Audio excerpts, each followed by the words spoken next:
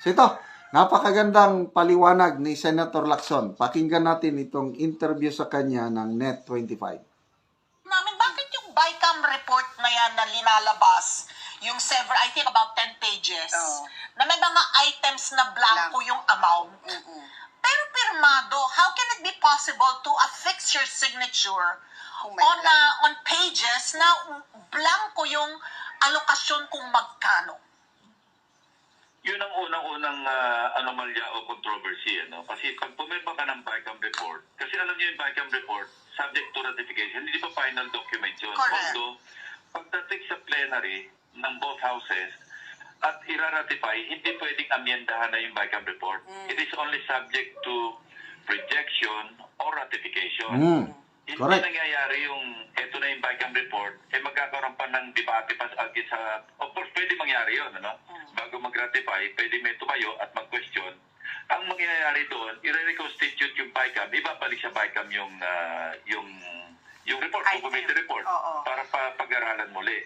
Pwede sana nangyari yon dahil kung nakita ng ilang senador at na-question nila sa floor bago magbotohan sa ratification na may mga blanco, valid yung ground para ibalik uli sa BICAM, mag-reconstitute yung BICAM at hindi ratify muna. Maski ma-delay yung pagpapasa ng budget at abutin pa ng Enero para magkaroon ng ilang panahon na magkaroon ng reenacted budget, mas mahalaga yun, mas mahalagang makorek yung mga mali kasi hindi pwedeng merong blanco.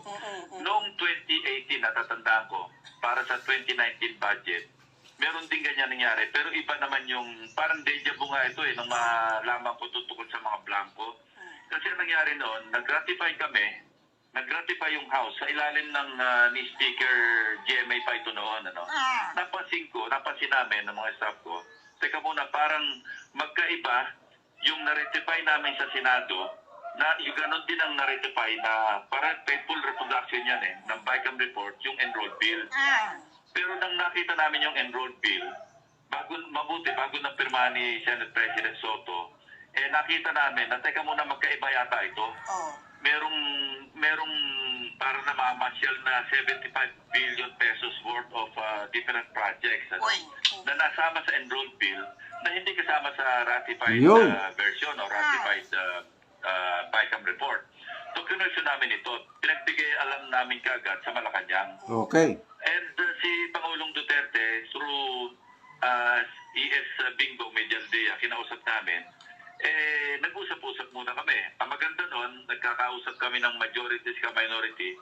Nagpulong kami nun, Senate President Soto, Senator Drilon, ng minority bloc. Si Senator Loren Legarda, siya yung Finance Committee Chairperson. Tapos si Senator Gringo Honasan. So, kinusulta namin kasi walang lawyer sa amin. Kinusulta namin si Senator Frank. Ano magandang gawin ni SP rito? Kasi baka masisi naman siya kapag hindi niya pinirmahan yung enrolled bill, madidelay yung budget kasi Disyembre na yon. Maganda yung sinuggest ni Senator Drilon na parang i-annotate para bang i-qualify yung pagpirma. At yung ganun yung ginawa ni Senate President Tito Sen, na sinasabi niya doon sa pinirma niya, ang pinipirmahan ko lamang yung nakapaloob doon sa aming niratify na BICAM report. Hindi ko pinipirmahan yung enrolled bill mismo. Parang kinwalify niya. So, anong nangyari? Masusing tiningnan uli ng Malacanang noon at nakakita pa sila ng additional pa mga 20 billion. Wow. So, yun ang pinakamalaking dito message na ginawa ng Pangulo na umabot ng 95.3 billion pesos. Galing kasi yun sa... Kung may nakakita rin senador na iba yung enrolled bill, assuming Assuming. kasi maraming possibilities dito, hindi pa maliwanag Yung pang mga blanco, sino nag-fill in the blanks? Correct. Kung yung mga blanco sa BICAM report, doon sa Senate version, na siya rin, I assume, na BICAM report ng House, napila pa nito, noong pinrint yung enrolled bill, dapat bagsakan ng sisirito yung House. Kasi ang nagpiprint ng enrolled bill, House hindi naman Senate Kasi kaya nga nangyari yun, iniba nila yung enrolled bill doon sa ratified na BICAM report. So kung gano'n ang nangyari, ang bunto ng sisi dapat nasa House of Representatives. Well, may part din ng Senate kasi bakit hindi nyo pinoint out. teka muna, may mga blanco ito. O kaya, yung BICAM report na na-notify natin, na iba sa enrolled bill. Ang isa pang problema na mas siguro, mas malaking controversy, kung as is, may mga blanco, I think most of the mga blank na appropriations nasa DA Department of Agriculture, meron sa NF, meron sa PCA, meron sa Fisheries, Office of the Secretary, may mga ganon, ano. Nakita ko mismo kasi napadala ako ng kopya. And at least 14 senators ang nakapirma doon sa BICAM report na may mga blanco. So, doon pa lang sa ginawa ng Senate, medyo may problema na kasi blanco. Kung ang balikan ko yung kung ang pag-fill up ng mga blanco ay nangyari sa pag-enroll ng doon sa enrolled bill, ang kasalanan nasa House. Pero kung naipasa yung enrolled bill na i-transmit sa Malacanang, na may mga blanco pa rin, eh sino na nag-fill up ng mga blanks? Eh di, malamang yung DBM. Or kung sino man yung mga ahensya pa na bago isumiti sa Pangulo para pirmahan yung mismong GAA, eh napilapan, pero ng executive branch. Mas anomalous yun kasi ang executive branch hindi pwede mag-amyenda. Pwede lang mag-veto, mag-line item veto, pero hindi pwedeng ibahin ng Malacanang kung ano yung tinransmit sa kanyang enrolled bill. Hindi pwede mag-amyenda. So yun ang dapat tingnan natin. And madali lang namang makita yan para mag-pinpoint natin yung responsibility. I-compare natin yung ratified BICAM report doon sa enrolled bill. And it's no joke. I think, Parehong-pareho yun at may blanco rin sa enrolled bill. Lahat may kasalanan. Both legislative at saka executive branch. Pero kung yung enrolled bill filled up, kumpleto, walang kasalanan ng Malacanang. Ang may kasalanan lamang yung House of Representatives pati na yung Senado. So, klaro, no? It's either yung House of Representatives ang may kasalanan or kasama ang Malacanang. Kaya dapat mapag-aralan yung enrolled General Appropriations Bill. So, dito tayo mag-focus sa 14 senators na pumirma. Sabi nila, dalawang nagbigay ng comment na narinig ko, Senator Gatchalian, sabi niya, wala, tinignan namin maigi, walang ano.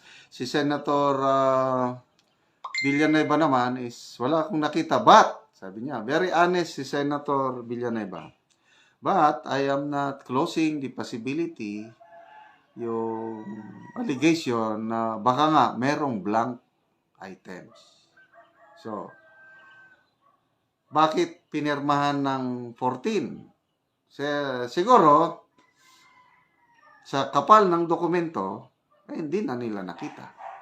Yun ang aking analysis. Kasi kung nakita lang nila, ayan, example, si Senator Amy, nakita niya, may blanco-blanco, kaya hindi na siya pumirma. Yung 14 senators na tinutukoy dito na nakapirma,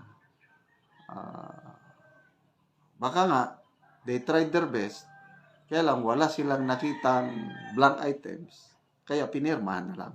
Okay. Salamat kay Congressman Ungab na nag-expose nito, of course, kay PRRD, kay Atty. Vic Rodriguez, na sinigundahan naman ni Congressman Raul Manuel. Dito ang pinakamalakas na ebidensya na hindi po nagsisinungaling ang kampo ni Congressman Ungab at PRRD, Atty. Vic, kasi kinampihan, sinuportahan ni Congressman Manuel na ang hawak niyang BICAM report ay may mga blank items. So, sino ang nag-fill up? Ayan, magicians, according to Congressman Ungab. So, sana malalaman natin bukas o makalawa, mapag-aralan na yung enrolled bill para makita kung doon pa lang na-fill upan na. Kung hindi naman, ay Malacanang ang nag-fill up. So, babantayan po natin ang katotohanan ipapollow up natin dahil hindi pwede yan, pera ng taong bayan, hindi nila pwedeng ihukus-pukus.